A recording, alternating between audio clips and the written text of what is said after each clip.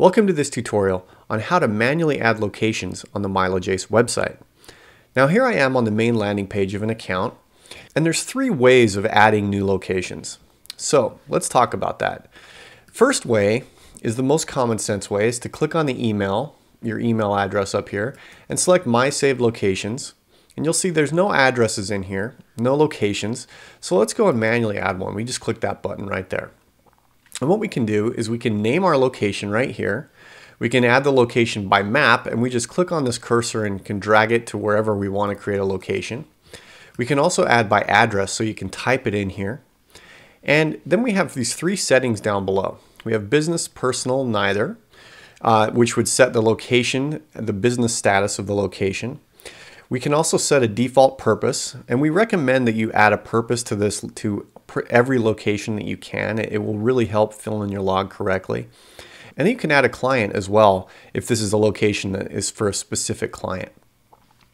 So if I wanted to add a location around, let's say Disneyland, I'll go find Disneyland in here.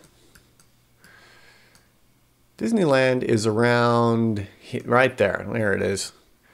So if I were to create a location around Disneyland, I could do something like this, which actually surrounds Disneyland.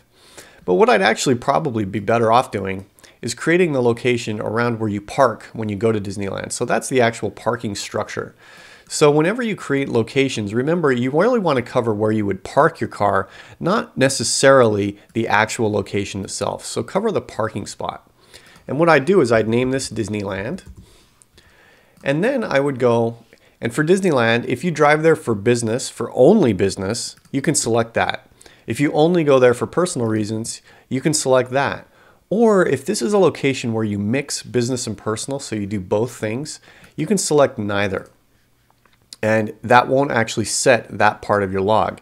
And this is really an important thing. And if you haven't watched our recommended tutorial on how to automatically fill in your log, you really need to go watch that so that you fully understand the power of these three settings, and also why you would actually add a name and when you might not want to add a name, as well as the purpose. So for us, for fun, if Disneyland is just for fun, we would just type family vacation for the purpose.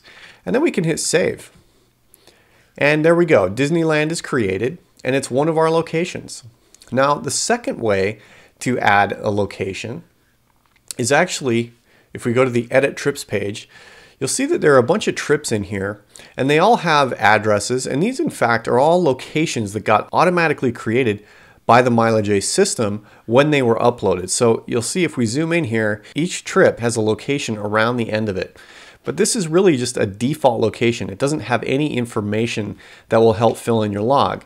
And you'll notice that these trips are set to business. That was done by using the business button on the device.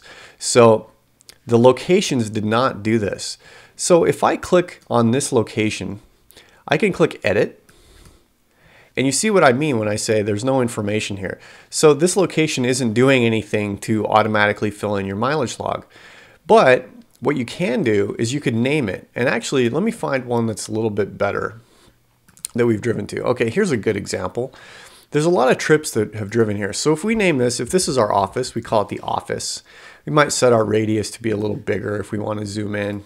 Just make sure the radius covers everywhere we would park.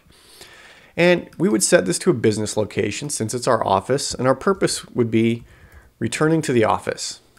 And there's not going to be a client because we drive here for multiple clients.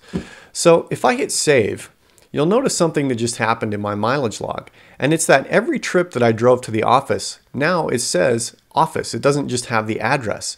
You'll also notice that the purpose for all those trips got filled in.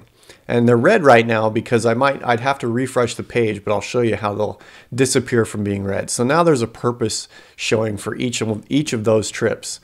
And now there's one last way to manually add locations, and it's to be able to insert a location. And what I mean by that is, let's say, for example, let's say that let me edit this location really quickly. Let me do something. I'm just going to make this a very large area. There's a lot of reasons why you might create an area this large, and you'll find out why if you watch our recommended tutorial. But if you drive into a large location like this, so if I save this, So if I drive into this really large location right here, what we'll find is that sometimes you might want to actually create a new location right here at the end point of this trip, because you drove to somewhere specific in here and you want to set that up for the future. So what you can actually do is, if I hover my cursor over this address, you'll notice at the end of the address is this little plus sign will appear, and that happens on every trip. It's just right after the end of the address. So if I click that plus sign, you'll notice that it says insert a new location. And what that allows me to do is to create a new location at this endpoint right there. So what I can do is I can name this. Let's say I wanted to name this McDonald's. And I'll leave the radius to 100.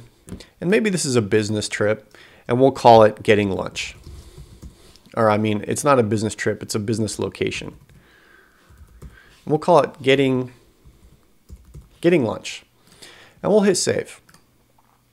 Now you'll notice that, look, now I've got this trip is to McDonald's, and it's using our small location that we just created. Now we still have that other big location that's surrounding it, but now we have a new one too. And so that's our third way of manually creating a location. Have fun adding locations, and we'll see you next time.